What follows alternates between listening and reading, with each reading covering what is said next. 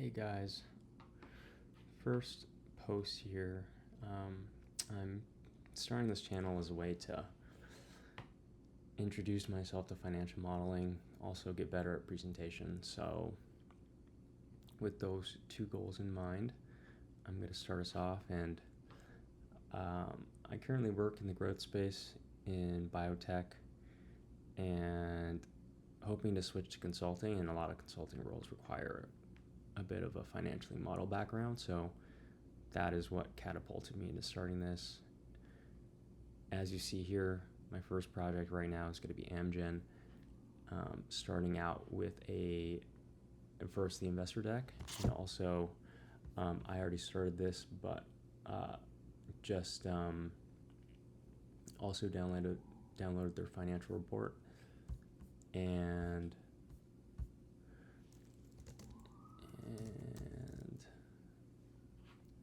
let's see where the other one is. And I already started with bare bones income statement, balance sheet, and a cash flow statement. I'm actually going to restart these just so that we have a totally new document. And first off, just like to get rid of the grid lines. Also, I like to make the first column a width of 2. There. So if we just start fresh, the income statement, the balance sheet, and the cash flow statement.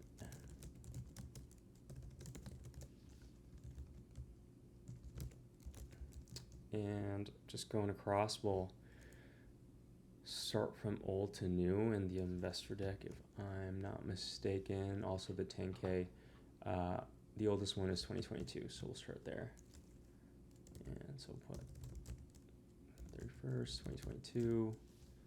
And what I like to do is I like to give this a custom format where it's financial year and then year. And then if we go from there, we can track it across to go from choosing this cell, adding 12 months, which is a year, and then we'll go ahead and drag that across and just copy the formatting. I'm not going to be doing a ton of formatting work or teaching a lot of formatting just because that's not what this video is about. I'm just going to start projecting Amgen's financials based on their investor report. Okay. But we will do a little formatting just so we get a sense of what people are looking for. I know it's not. There we go. I'm going to go ahead and let's add some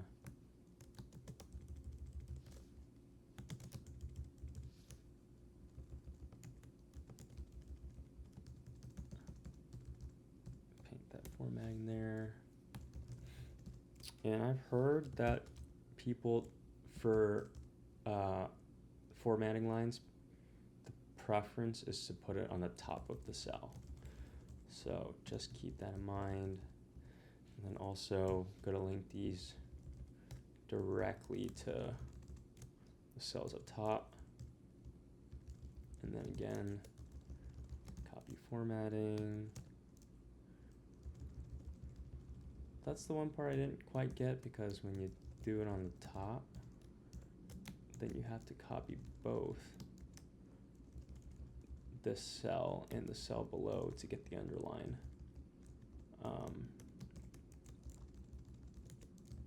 But it's neither here nor there. Let's see what happened there. C2. Okay, we'll want to actually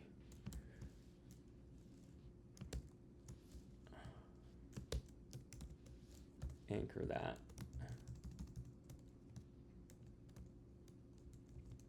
just so it doesn't go anywhere. And now that that's good, we can paste that down there. Oh, okay. Oh, we want to anchor all of these. Okay. I think we might have to do that one at a time.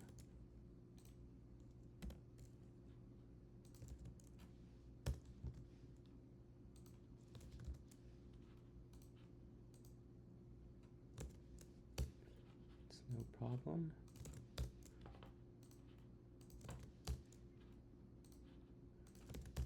Okay.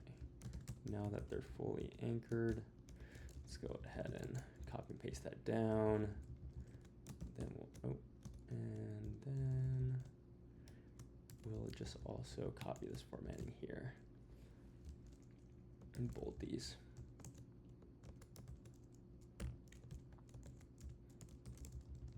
I also want to put X's here so I can just pretty quickly navigate through them. And then, okay, starting off, let's go ahead and add a line. Again, add a line. Revenue. Again, keeping this really bare bones. Well, as I learn what to do, we'll figure it out. And then, yeah, okay, revenue, that's one section, COGS.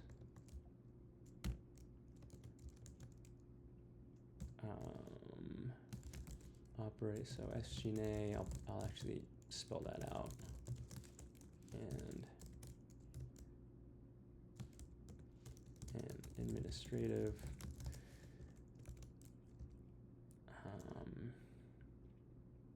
And the purpose of this channel also is for myself, just to get a better feel for the landscape of biotech, because I think that's a major interest of mine.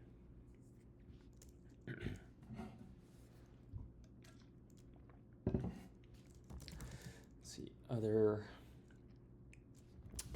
part of how I did this was I also looked at their consolidated income statement and saw kind of what specific lines they had that might be different than a template. So they just have another, research and development, of course.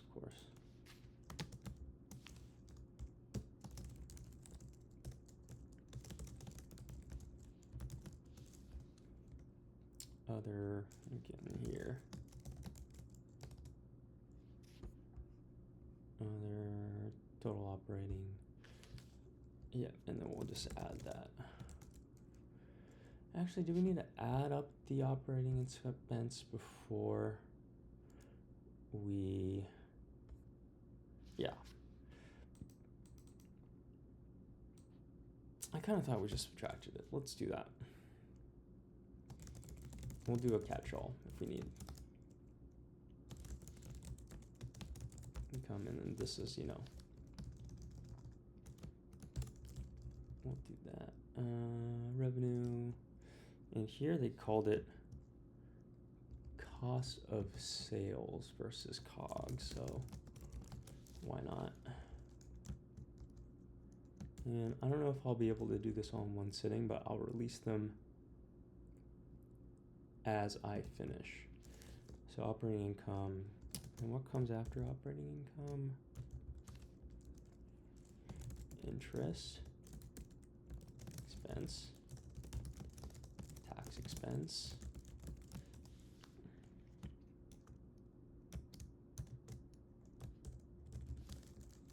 and we'll of course have net income to share to non-controlling interest, which, if I'm not mistaken, is just when you divide up earnings. Non-controlling interests don't have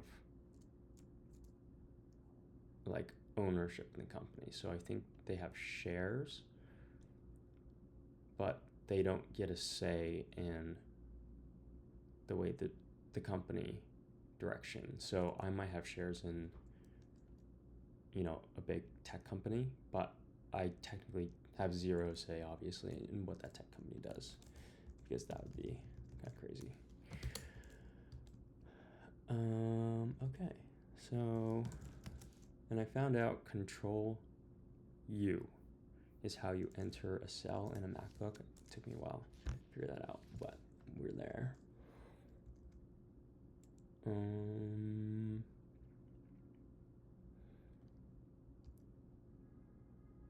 Other income expense.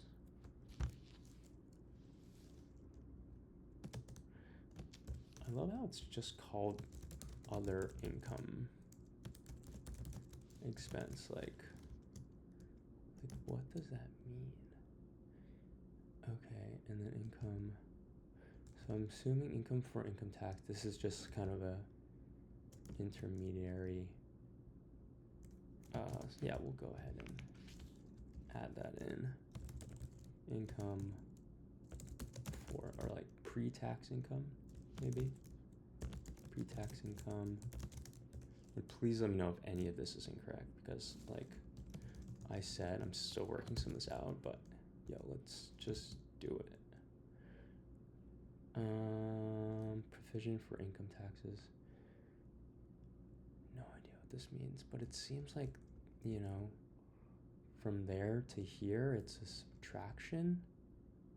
Yeah, it must be. Look at that. Right?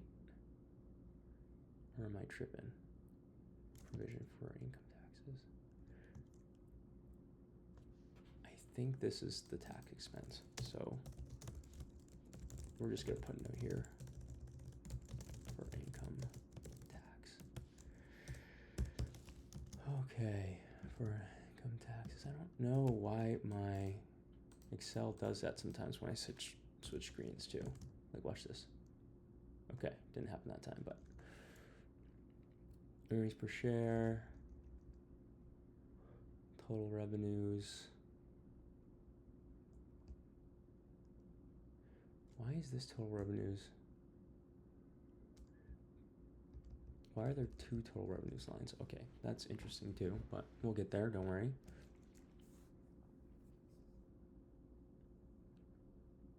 And we're gonna take a quick break, actually.